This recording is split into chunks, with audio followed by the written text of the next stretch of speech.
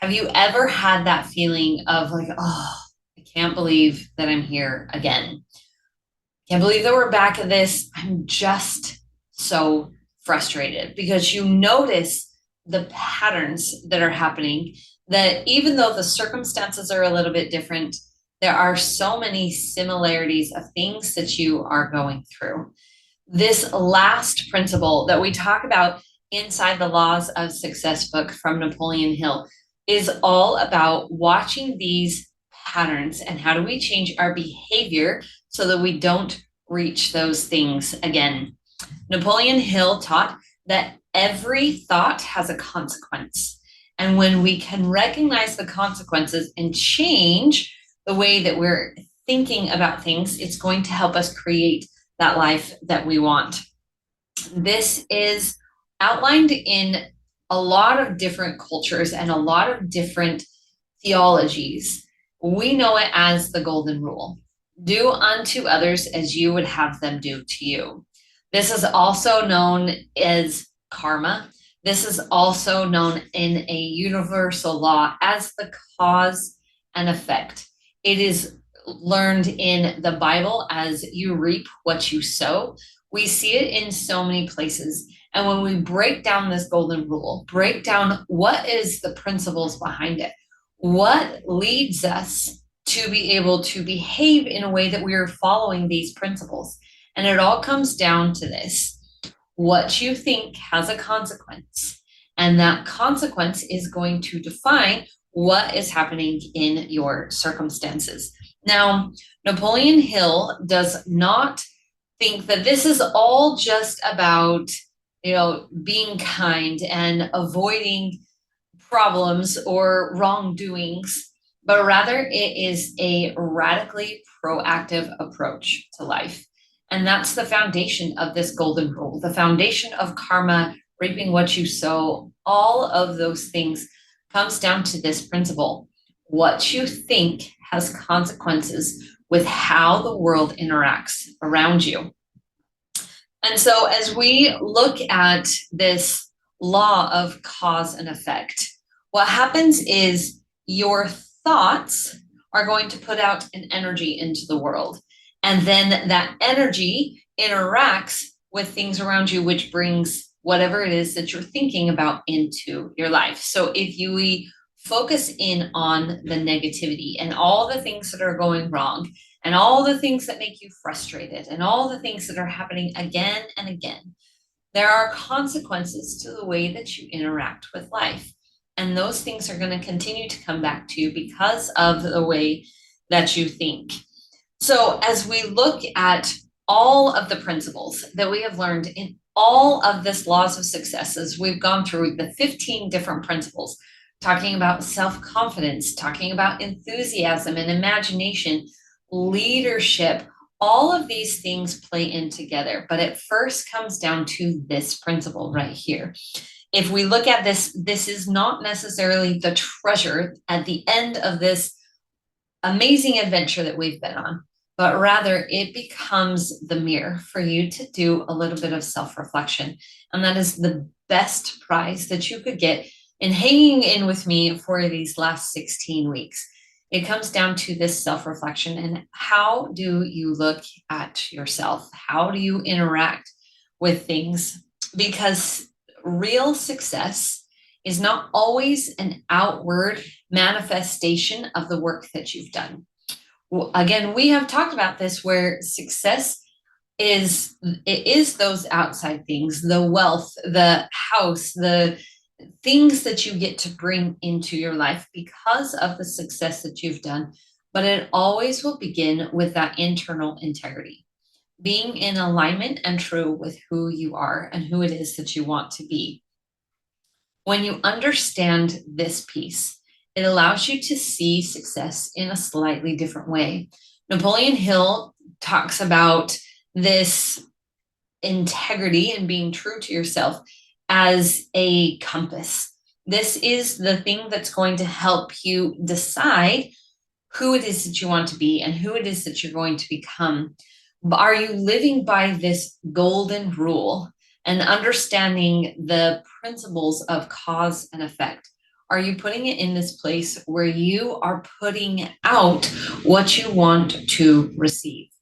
If you can understand this one principle above anything else, it's going to change the way that you interact, because you may not always be able to have an effect or control what is going on around you in your experience, in your circumstances.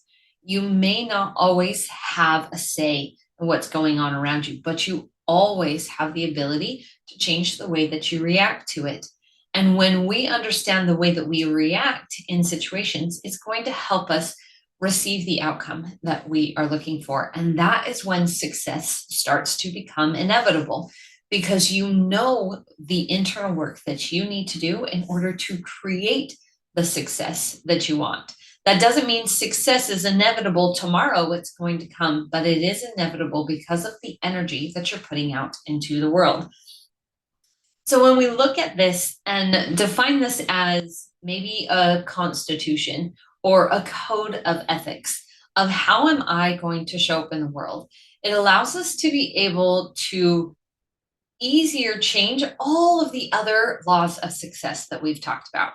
If you understand that confidence is not something that comes because you have this grand background of all of the things that you've accomplished, but that confidence comes from inside.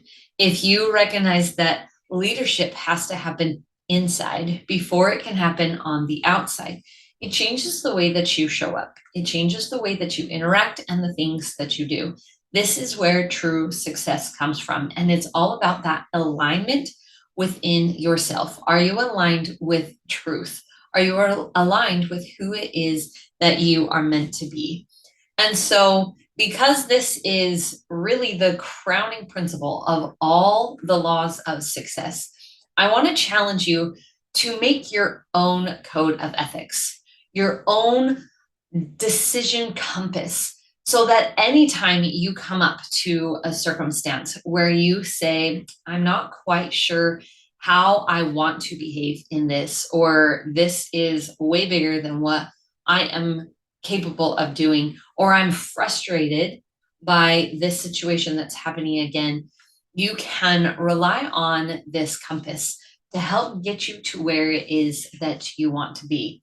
So I wanted to share my own compass. I wanted to share with you, I call it my code of values, because this is going to give you a framework of how you want to show up, what it is that you would want to put in your own code of ethics. And then I will give you a basic step by step. I'll even have a workbook that I can give you of how do you build this code of values to help you stay in alignment, and how do we get it off of the sheet of paper and into your subconscious so you can do these things habitually. You don't even have to think, it's just how you react in a situation. So I'm going to give that to you at the end. But I wanted to go through my code of values to give you an example of what this really looks like. So this is my code of values. My identity comes because I know God. I know He lives and that I am His. Confidence comes through the promises that I have made with Him, not from my external circumstances. I seek results that serve people. It's not about the grind. It's not about the effort that I put in, but rather it is about building excellence to become the person that I am meant to become and allow myself to continue moving forward. I speak truth in every circumstance. I don't say the things that people want to hear, but rather what they need to hear. Their reaction to truth does not change the truth. I accept responsibility for my actions. I may not always be able to control the experience around me, but I'm always responsible for my reactions to them. Yesterday's failures don't have power over today's decision. Every day, I get to choose who I am becoming. The lessons I learned from yesterday are in preparation for me to serve others who are going through something similar. I frequently forgive those who disagree or who are unjust towards me with no thought of whether they deserve it or not. Because I understand that everyone needs the atonement. And by accepting my Savior and offering this forgiveness, it strengthens me and my character. I act on inspiration. If I wait until I feel ready, I'm giving into the fear that's just hidden in fancy clothes. Every action is a reflection of the motto of progression over perfection. I show up every day in alignment with my values. There are no shortcuts to success. Success comes when I grow my current capacity. Consistency in behaviors and with my beliefs allows me to achieve that success that I desire. Every aspect of my life is in alignment with God's plan. Nothing comes by surprise to Him. I integrate my faith, my family, and every physical action with His plan. I work through subconscious resistance because I understand that freedom begins within. As I use my agency to break free from guilt, shame, and a victim mentality, I become free from the emotions that run inside.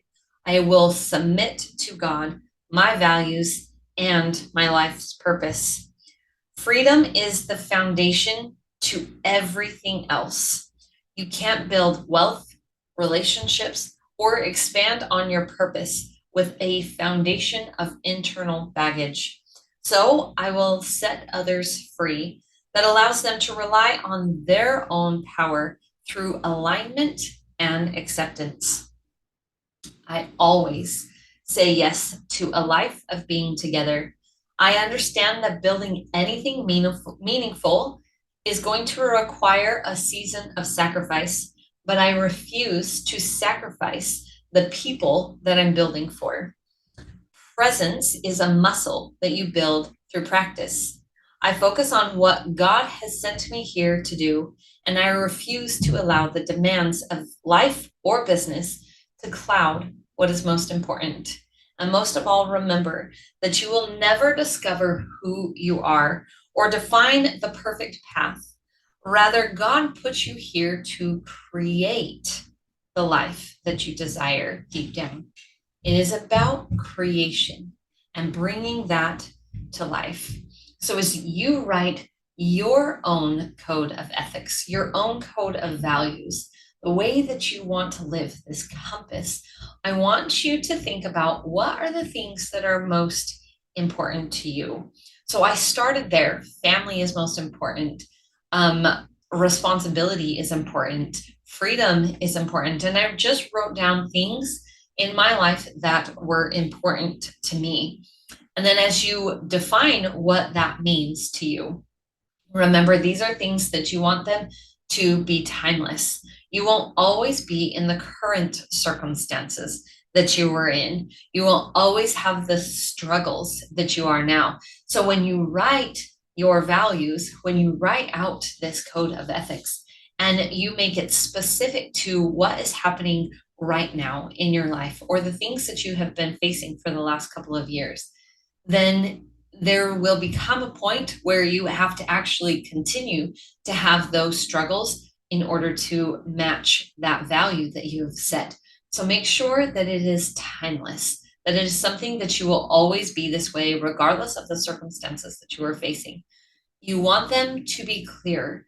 I used words like strength and refuse because those are clear about what I will do and what I won't do. What are my gifts? What are my talents? What are the things that I need to show up and do in order to be able to fulfill my purpose here? What are the things that I know? These are the things that make your values very clear, that allow you to be able to do the things that you need to do and not pull in circumstances that force you to repeat those things over and over, but allow you to step into what you will do and what you won't do. And lastly, I want you to tie in the things that you believe, the things that you hold deeply, because when we connect to our deepest beliefs, It allows us to be authentic to who it is that you are trying to become. It allows you to step into a place where you can become the person that you want to become without taking all of these side tours. You can measure your success in becoming this person and aligning with the values because it comes down to trust. Can people trust you to show up in this way?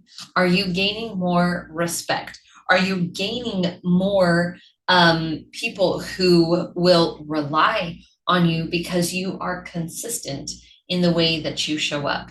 If people know that you can consistently be the one to put them down or use sarcasm, if you are consistently being the person who is frustrated by every little thing, then you become untrustworthy. And people don't want to put their struggles in your hands to help you guide them through where it is that you want to be. Are you trustworthy to guide them from where they are to where they want to be? Because you are strong in who you are and where it is that you want to be. This whole book, all of these laws of success, are to help you on this journey of becoming. If you can become who it is that you desire, then you have the strength and the courage and the power to help other people who they are meant to become. I'm really excited that we have been able to get through all 16 of these laws of success. It has been a long time coming, and working through each of these, I hope that you have gained a few things here and there that have changed or given you the inspiration to change the way that you show up, the things that you desire, and how you go about doing that. Because that's what this is all about. It's all about inspiring you to show up differently.